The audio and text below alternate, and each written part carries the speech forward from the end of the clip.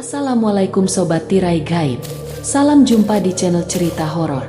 Di channel ini akan kami ajak kalian menelusuri dunia mistis yang tegang dan menyeramkan. Silahkan subscribe, like, komen, dan share, serta nyalakan tombol notifikasinya, supaya kalian tidak ketinggalan cerita terbaru dari channel kami. Yang sudah subscribe, semoga diberikan umur panjang, kesehatan, dan berlimpah rezeki serta selamat dunia akhirat. Di sebuah kampung yang tersembunyi di balik perbukitan hijau nan rimbun, terdapat sebuah tempat yang tak hanya dikenal karena udara segar dan pemandangan alamnya yang menakjubkan, tetapi juga karena kerukunan warganya yang begitu terasa. Kampung ini, bernama Kampung Senja, memiliki pesona yang mampu menenangkan hati siapapun yang mengunjunginya. Seakan terkurung dalam pelukan alam, setiap sudut kampung ini dipenuhi oleh kehangatan dan kedamaian yang hanya bisa ditemukan di tempat-tempat yang masih memegang erat nilai-nilai kebersamaan. Sebuah usaha percetakan kecil milik Pak Arman berdiri di tengah kampung ini. Meski terletak jauh dari hiruk-pikuk kota, percetakan ini tidak pernah sepi.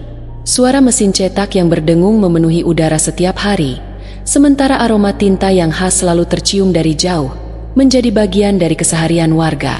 Tapi yang lebih menarik bukan hanya usaha percetakan itu sendiri, melainkan semangat kebersamaan dan keagamaan yang menjadi landasan hidup setiap orang di kampung ini. Setiap hari, suara azan dari masjid yang megah di tengah kampung bersahutan dengan salam hangat antar tetangga yang saling bertegur sapa.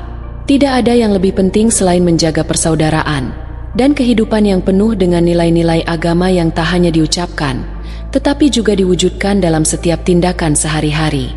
Di Kampung Senja, agama bukan hanya menjadi pedoman hidup, tetapi juga pengikat yang menjaga setiap individu dalam keharmonisan. Namun, di balik kehidupan yang damai ini, ada kisah yang tersembunyi. Kisah tentang seorang anak muda bernama Rian yang tiba-tiba muncul di kampung ini, membawa sebuah misteri yang tak mudah dipahami. Sosoknya yang pendiam dan penuh teka-teki seakan menjadi bagian dari kehidupan yang lebih besar, sebuah kisah yang melibatkan lebih dari sekadar dunia manusia. Apa yang sebenarnya terjadi di balik keberadaan Rian? Mengapa kehadirannya membuat segala hal tampak berbeda? Bahkan dalam keseharian yang biasa, seperti angin yang datang tiba-tiba, kadang sulit untuk memahami apakah itu hanya hembusan atau suatu tanda dari sesuatu yang lebih besar. Disinilah cerita ini dimulai, di sebuah kampung yang damai, di mana keindahan alam dan kerukunan warganya menjadi latar belakang bagi sebuah kisah yang jauh melampaui batas imajinasi. Usaha sablon kecil milik Pak Arman terletak di tepian desa Gunung Batu, sebuah desa yang dikelilingi perbukitan hijau dan sawah-sawah yang luas. Suara mesin cetak dan aroma cat sablon sudah menjadi bagian dari rutinitas sehari-hari. Usaha ini sudah dijalankan Pak Arman hampir 15 tahun lamanya. Cukup untuk menyambung hidup bersama istrinya, Bu Nia. Meskipun hidup sederhana, Pak Arman dikenal jujur dan ramah. Tak heran banyak warga dan bahkan pelajar-pelajar dari SMK sering magang di tempatnya. Namun, sejak pandemi, usaha ini agak sepi, dan sudah lama tak ada anak magang yang datang. Hingga suatu pagi datang seorang remaja laki-laki berwajah tenang, namanya Andi. Usianya sekitar 17 atau 18 tahun. Kulitnya sawo matang, rambutnya lurus dengan belahan tengah, dan matanya teduh namun sedikit dalam, seperti menyimpan sebuah rahasia. Ia datang sendiri membawa surat magang dari sekolah yang agak asing bagi Pak Arman, yaitu SMK Sumber Harapan. "Ada di mana ya sekolah ini, Bu?" tanya Pak Arman malam harinya sambil menunjuk kop surat kepada istrinya. Bu Nia membaca sekilas, mengernyit. "Kayaknya bukan di kota, mungkin di desa sebelah." Pak Arman mengangguk-angguk. Andi sopan, bekerja juga rapi. Namun yang aneh adalah dia tidak banyak bertanya. Biasanya anak magang itu cerewet, bertanya ini itu, tapi Andi tidak. Namun, karena Andi tidak menunjukkan hal buruk, Pak Arman tidak terlalu memikirkannya. Andi juga tinggal di rumah pamannya yang katanya tidak jauh dari hutan arah Bukit Sumber. Tempat itu memang jarang dilalui orang, karena medannya curam dan rawan longsor. Hari-hari berlalu, Andi cepat belajar. Tangannya lincah mengatur kain sablon, mengganti rakel, bahkan mulai bisa memadukan warna. Ia juga tidak pernah menolak saat disuruh belanja atau mengantar pesanan. Tapi yang mulai terasa aneh adalah kehadirannya yang nyaris tak terdengar. Saat dia datang pagi-pagi, pintu belum diketuk. Tahu-tahu dia sudah berdiri di depan mesin sablon. Saat Pak Arman keluar dari gudang, Andi sudah ada di belakangnya, diam saja menunggu instruksi. "Dek, kau tadi datang jam berapa?" tanya Pak Arman suatu pagi. "Baru saja, Pak," jawabnya pendek. Tapi waktu dilihat dari jejak sandal di lantai, jelas sudah ada sejak subuh. Hal seperti ini mulai sering terjadi. Kadang Bunia yang kaget saat melihat Andi tiba-tiba sudah duduk di depan meja makan, diam seperti menunggu waktu kerja. Dia kayak nggak bunyi napasnya. "Pak," kata Bunia lirih suatu malam. "Tadi dia berdiri di dapur. Saya kira bayangan." Pak Arman hanya tertawa kecil. "Mungkin dia pendiam. Anak sekarang banyak yang begitu." Tapi keanehan tidak berhenti di situ. Kadang saat listrik mati, hal yang biasa terjadi di desa, Andi tetap bekerja seolah bisa melihat dalam gelap. Ia tetap menata kaos, membersihkan rakel, seolah matanya menyesuaikan tanpa membutuhkan cahaya. "Listrik mati, Dek," ujar Pak Arman waktu itu. "Iya, Pak," jawab Andi, tetap bekerja tanpa keluh. Pak Arman sempat merasa merinding, tapi ditahannya. Ia belum pernah melihat anak magang yang serajin dan setenang itu.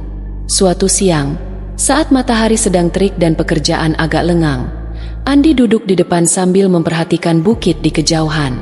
"Kampung saya di balik sana, Pak," katanya. Tiba-tiba Pak Arman menoleh. "Oh ya? Di mana?" "Situ arah Bukit Sumber," Andi menjawab sambil mengangguk. Namun tak ada penjelasan lebih lanjut. Matanya menatap jauh seperti sedang membayangkan sesuatu. Lalu, dengan suara sangat pelan, hampir seperti gumaman, ia berkata, "Di kampung saya, suara ayam jago terdengar lembut kayak seruling." Pak Arman tidak menanggapi. Pikirnya Andi hanya berkal. Namun kalimat itu menempel di kepalanya. Seminggu kemudian, Bunia yang pertama kali mengeluhkan sesuatu yang lebih aneh. "Pak, Andi itu bajunya selalu bersih. Bahkan waktu hujan semalam, saya lihat dia datang tanpa payung, tapi kering. Padahal jalanan becek." Pak Arman mulai merasa ada yang janggal, tapi tak ingin cepat berprasangka. Namun malam itu ia tak bisa tidur. Ia teringat bahwa setiap kali Andi pamit pulang, ia tak pernah benar-benar terlihat berjalan menjauh. Biasanya hanya berbalik. Lalu beberapa langkah hilang di telan jalanan kecil di belakang rumah sablon. Tapi tak ada suara langkah, tak ada debu terangkat.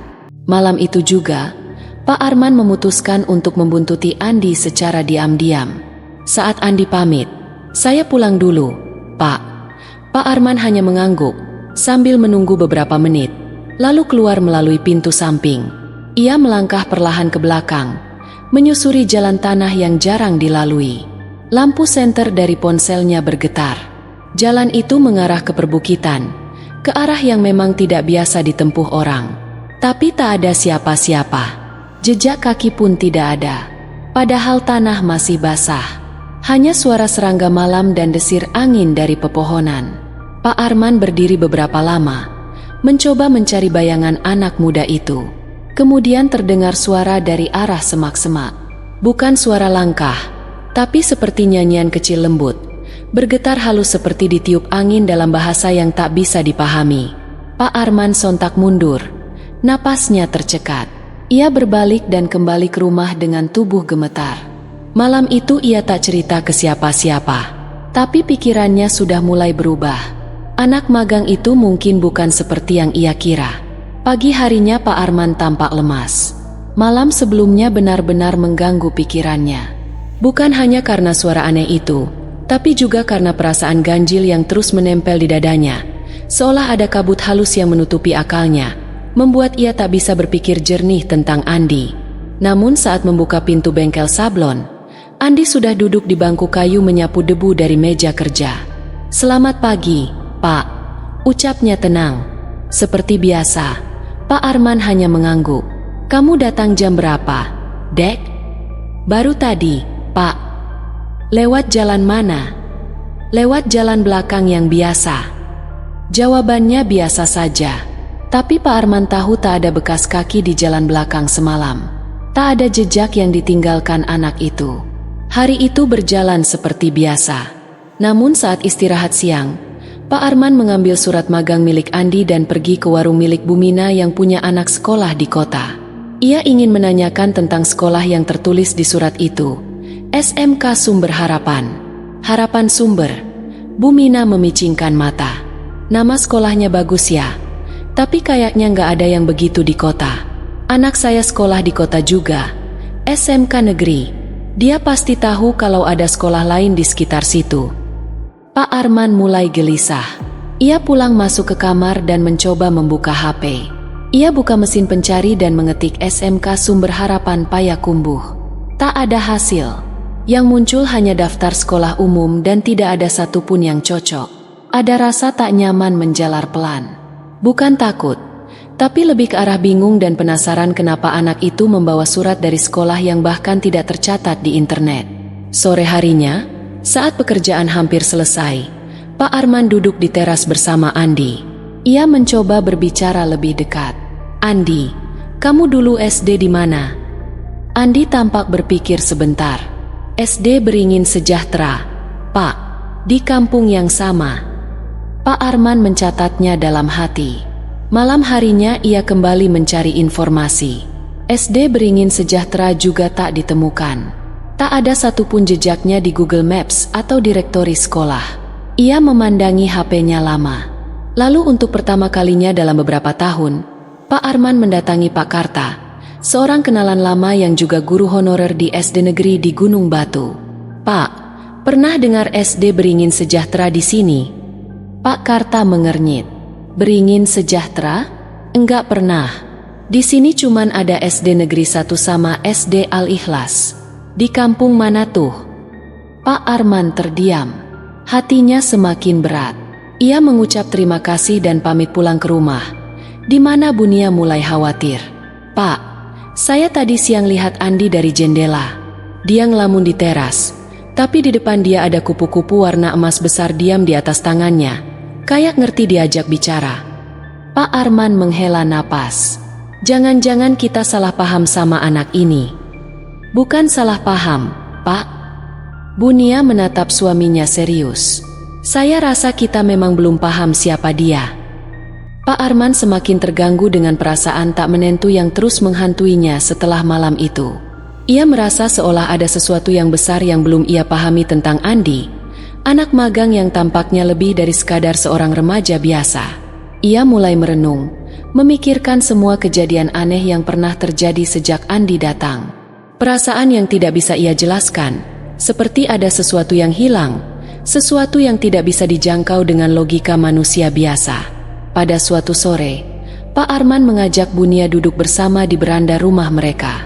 Mereka menikmati secangkir teh hangat sambil memandang jalanan sepi di depan rumah. Hujan rintik-rintik sudah mulai turun dari langit yang mendung, menciptakan suara gemericik yang menenangkan.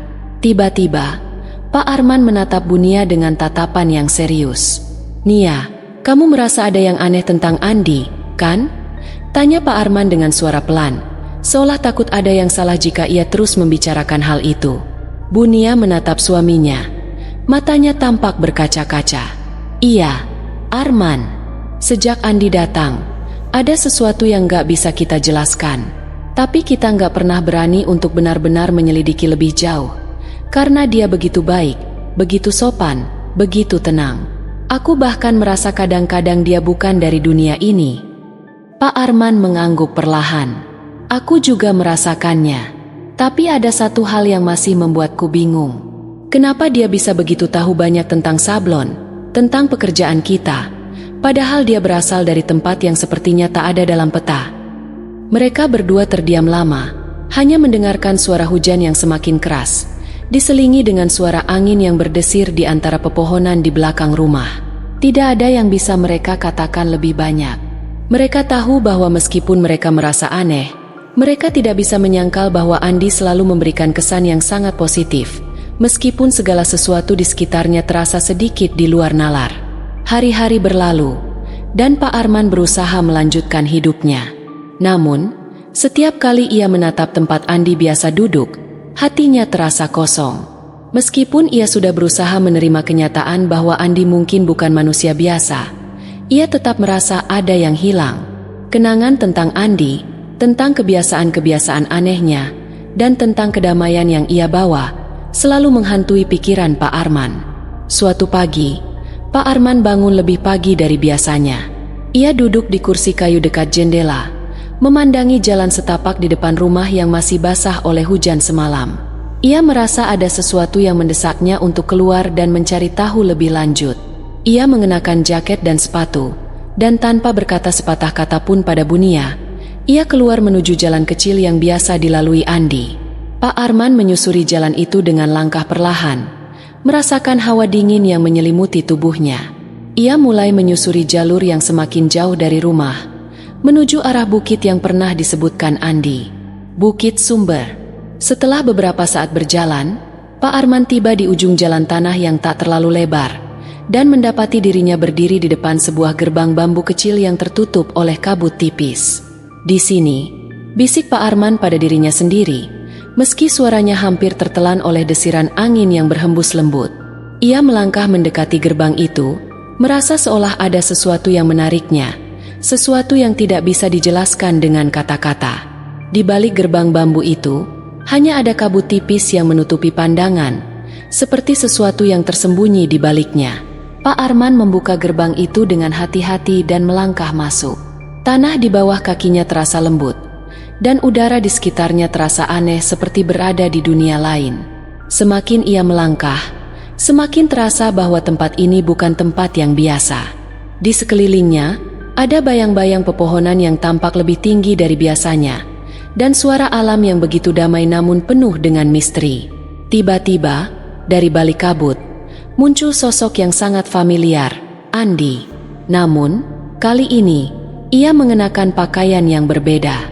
Andi mengenakan baju putih bersih, dan kain panjang yang melilit di tubuhnya, dengan ikat kepala kecil yang terpasang rapi di kepalanya.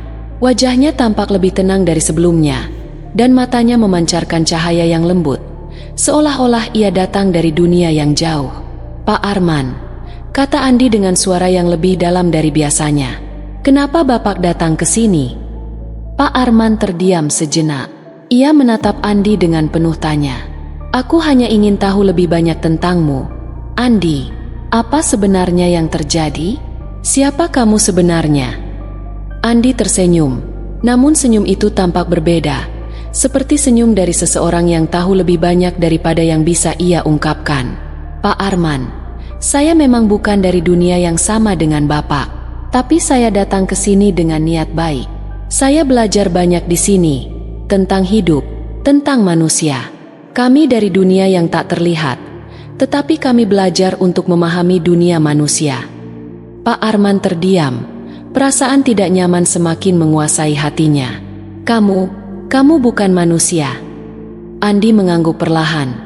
"Kami bukan manusia seperti yang Bapak kenal. Kami ada di antara dua dunia, sebuah dunia yang tak bisa dijangkau oleh manusia biasa. Tapi kami hidup berdampingan dengan kalian, meskipun kalian tidak selalu melihat kami." Pak Arman merasa tubuhnya seperti dibekukan oleh kata-kata itu. Ada banyak hal yang belum ia mengerti, tetapi ada satu hal yang jelas. Andi bukanlah sosok yang biasa. Ia tidak tahu apa yang sebenarnya terjadi, tetapi perasaan kagum dan takut bercampur aduk dalam dirinya. "Kenapa kamu tidak memberitahuku lebih awal?" tanya Pak Arman dengan suara gemetar. "Karena kami hanya datang untuk belajar, Pak Arman. Tidak lebih dari itu. Saya ingin membantu, belajar dari kalian, tapi saya tidak bisa terlalu banyak menjelaskan. Dunia saya bukan untuk kalian ketahui sepenuhnya." Pak Arman menundukkan kepala, merasa terdiam dalam keheningan yang semakin dalam. Ada begitu banyak pertanyaan yang belum terjawab, tapi ia tahu satu hal, Andi adalah sesuatu yang lebih besar dari sekadar anak magang biasa.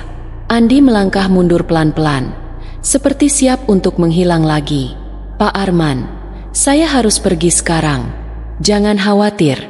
Saya akan selalu mengingat kalian." Dengan senyum tipis, Andi menghilang ke dalam kabut, dan tak ada suara langkah lagi yang terdengar. Pak Arman berdiri terpaku, menatap tempat di mana Andi hilang. Perlahan, dia kembali ke rumah dengan langkah yang berat. Di dalam hatinya, ada banyak perasaan yang tak bisa dia ungkapkan. Namun satu hal yang pasti, Andi, makhluk yang bukan berasal dari dunia ini, telah meninggalkan jejak yang tak akan pernah terlupakan dalam hidupnya.